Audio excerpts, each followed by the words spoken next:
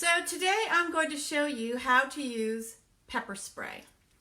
So what you have here is a combination of things inside this little canister. So the Damsel in Defense pepper spray is a little bit special in that not only is there the pepper, which is also called oleoresin capsicum, but the Damsel in Defense pepper spray also has a UV dye in it. And the reason for that is if you were to spray someone with it, they would then be marked. So that when you go to the police and you report it, which you should do immediately, then the police can find the perpetrator. And of course, he or she is going to deny that he's the one that attacked you. And it's there, then it's your word against his or hers, of course. I'll just use his, but it's your word against his, and that's not good. However, if you have used a Damsel in Defense pepper spray, that person is marked. They don't know it, but they're marked. So what the police do is they put them under a black light, and then they can tell, they can see the streak marks from the pepper spray. The UV dye is left on the skin and the clothing for up to 7 days. So that makes it so it's never a your word against his situation. It's always, you don't have to worry about it. So that's one thing. So, but there's ½ an ounce in there. That's not a whole lot. So people ask me, well, when I use it, how do I know how much is left? How much do I use? And I say, empty it. Just use it. Don't try to figure out how much is left, because you're putting yourself at risk by doing that. If you think there's some left, fine. Go spend the $10 to buy yourself another one and then use your old one for practice. Just go outside and practice on a tree. Make sure it's not a windy day where it will blow back at you because it's very strong. But just use it on a tree. Just practice. Think about 6 feet tall and do that. So one shot. Make it one shot. Empty it, or if you don't empty it, replace it. Don't try to think about how much might be left in there. You're just taking too much of a risk. Okay, so this is the glow-in-the-dark nozzle. Of course, we don't recommend that women buy a pepper spray and put it in their bottom of their purse. That's what they think they're protected. It doesn't work that way. However, if this is in your desk drawer at work, or if it is in the bottom of your purse, Lord forbid, this will light up green so that you can find it easier. But please don't do that. It's better to have it. You may, if you've got a pepper spray, then you've got a breakaway lanyard also. And the breakaway lanyard, wish I had one with me. The way it works is you connect it to your purse, maybe your belt loop when you're out and about, and then when you need it, you just pull it. It breaks, and your pepper spray is immediately available. And then you just, if you didn't have to use your pepper spray, you could just put it right back. Okay, so here's your pepper spray. This is your actuator. So to the left is disarmed, and to the middle is armed. Disarmed, armed. Disarmed, it won't spray. That's your safety. Armed is where you need to be when you leave your home with this in your hand.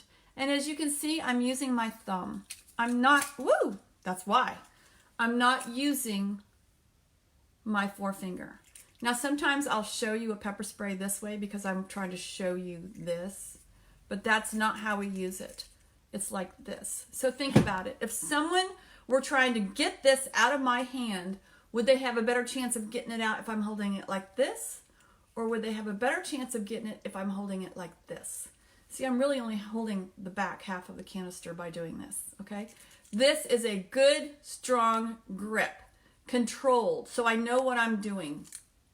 So if I'm out and about, walking in the neighborhood, walking somewhere else, walking through the parking lot, whatever, I have got this in my hand with my thumb resting on it, and I'm just walking along. It might even be in my coat pocket, but my thumb is resting on it just like this. It is armed. I want to be able to have it immediately as soon as I know I need it.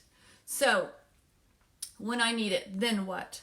Okay, so I feel threatened and I need to create distance between me and someone else. And if that means a threat, then that's what it means. If I feel like my life may be in danger right now, my children's lives may be in danger right now, then a threat has been created and I need to create distance. I don't necessarily need to put anyone down. I don't need to kill anybody or anything like that. What I need is to create distance so that I can escape. So here's how I'm going to do that. Our number one defense is our own voice. So I'm going to start with a warning with my voice, and I'm going to say, stop. Now I'm right-handed, so I'm going to use my left hand to say, stop. And this signal is saying space, okay? But I'm going to use a very loud and commanding voice. Stop.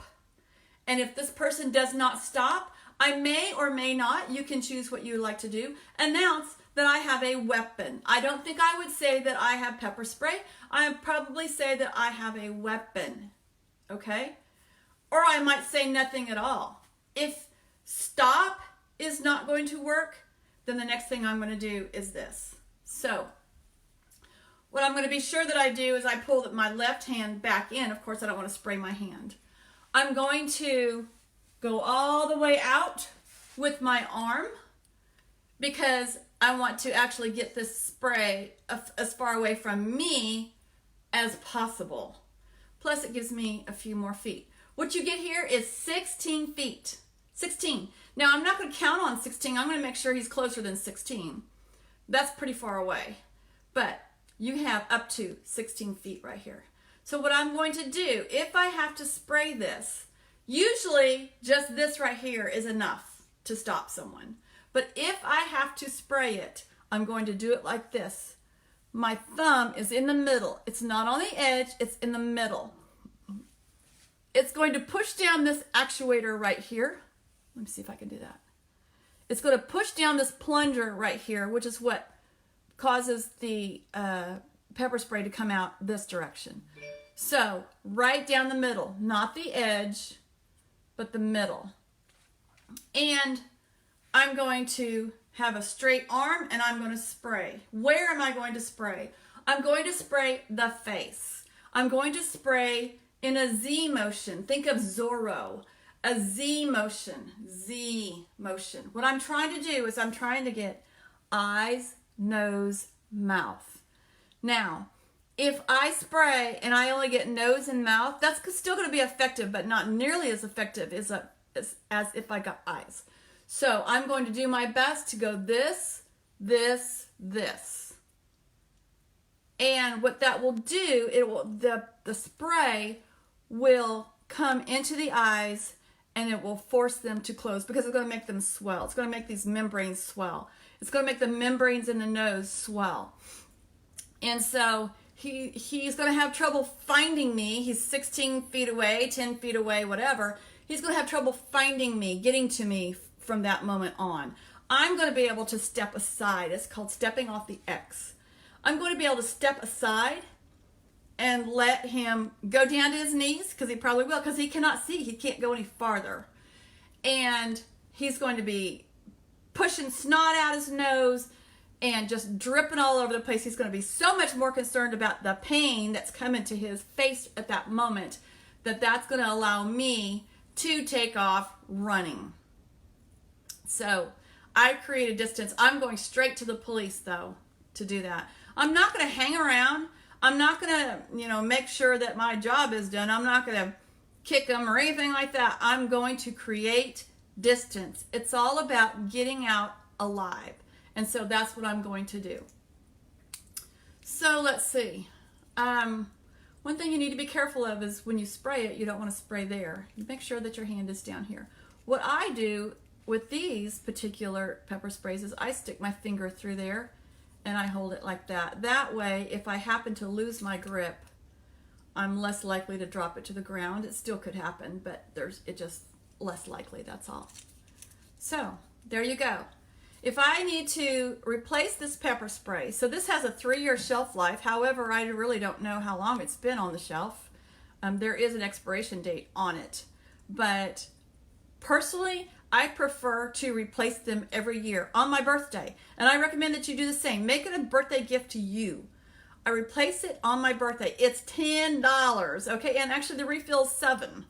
So that way it's fresh. It's always fresh, because what happens is, well, it's all natural ingredients, and so that needs to be fresh.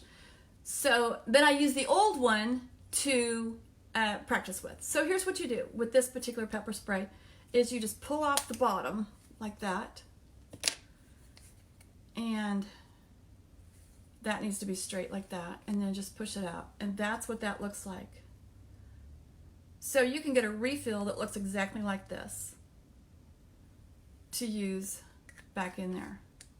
And then you can use, you don't have to have a case for it necessarily. You can just use that for practice. The case gives you a little bit more to hang on to. If you've got big hands like me, it can be hard to hang on to. So there you go. That is how to use pepper spray.